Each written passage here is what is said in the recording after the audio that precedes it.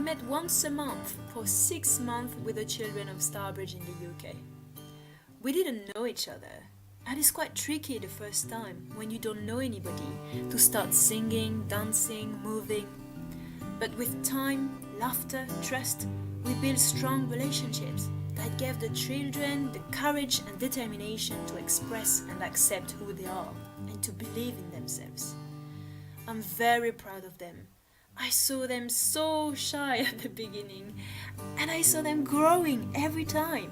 It was such a gift. It's incredible what music, movement, creativity can do. At the end of the 6 months, they all wrote a song coming from their hearts, and this was so inspiring. I'm really glad to have spent this time with them, and I'm so grateful to the parents who trusted this work and who joined in sometimes. It was such fun. Children are the next generation, and we are very blessed to have them showing us how to keep alive our inner child. I can tell you, children, you rock and roll.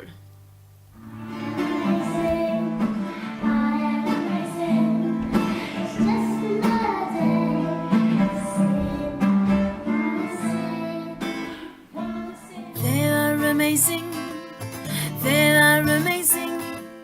It's just another day.